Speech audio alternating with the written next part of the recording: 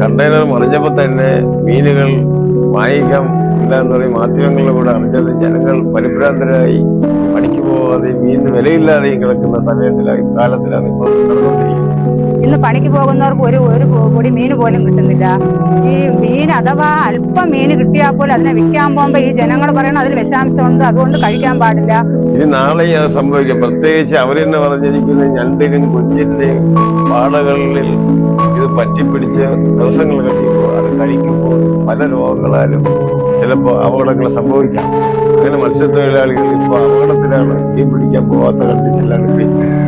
അങ്ങനെ എന്തുമാത്രം വാങ്ങുന്ന മീനിന്റെ അത് ഒരു വിലയും അവർക്ക് കിട്ടാതെ ഇന്ന് പോകുന്നത് പോലെ വേദനയോടുകൂടെ ഓരോ ഇന്ന് കുടുംബങ്ങൾ ഇന്ന് മരണത്തിന് വക്കിലാണ്. ഇപ്പൊ തന്നെ വേപ്പൂരിൽ ഒരു കപ്പൽ അപകടത്തിൽപ്പെട്ടെന്ന് പറയുന്നു. ആ സമയത്തും അവർ പറയുന്നതെന്ന് വെച്ചാൽ എല്ലാം കരിമരുന്നുകളാണ്. അപ്പൊ ഈ കരിമരുന്നുകളും എള്ളപ്പാടങ്ങളും വരുമ്പോൾ മത്സ്യത്തൊഴിലാളികൾ എന്ത് ചെയ്യും? നാളെ ഇവരുടെ ജീവിതമാർഗം എങ്ങോട്ട് നീങ്ങുന്നുള്ള കാര്യം ഇപ്പൊ തന്നെ ആർക്കും പറയാൻ പറ്റും.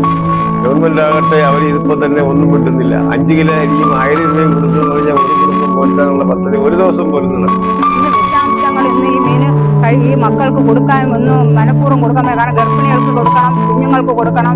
ഈ മീനുകൾ എന്തുമാത്രം വിഷമുണ്ടെന്ന് ഈ ഗവൺമെന്റിനെ അറിയാവൂ, അല്ല ഞങ്ങൾക്കറിയില്ല. ഇവർ ഇത്രയും കണ്ടെയ്നറിൽ എന്തൊക്കെ കൊണ്ടുവന്ന് ഇതിൽ ഏതൊക്കെ വിഷങ്ങളുണ്ട് എന്തൊക്കെയാണെന്നൊന്നും ഞങ്ങൾക്ക് അറിയത്തില്ല.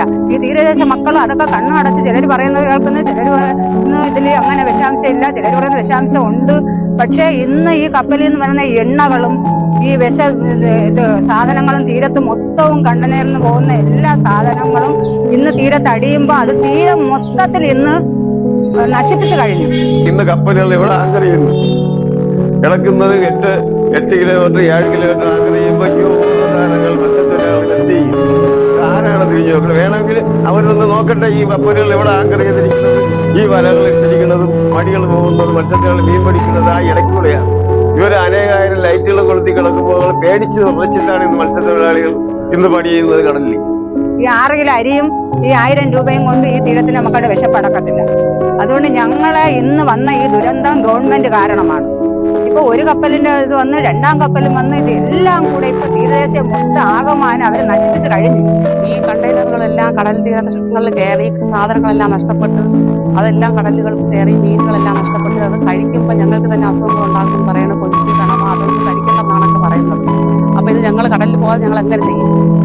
ഞങ്ങൾക്ക് ഈ മീനുകൾ അന്നന്ന് അധ്വാനിച്ച് കൊണ്ടുവരുന്ന മീൻ കൊണ്ടല്ലേ ഞങ്ങൾ ജീവിക്കുന്നത്. അതൊക്കെ നഷ്ടപ്പെട്ടാൽ ഞങ്ങൾ എന്ത് ചെയ്യും? ഈ ഗവൺമെന്റ് പറയുന്നത് 1000 രൂപയും 6 കിലോ അരിയും തരുമെന്ന്. ഇതുകൊണ്ട് ഞങ്ങൾ എങ്ങനെ ജീവിക്കും?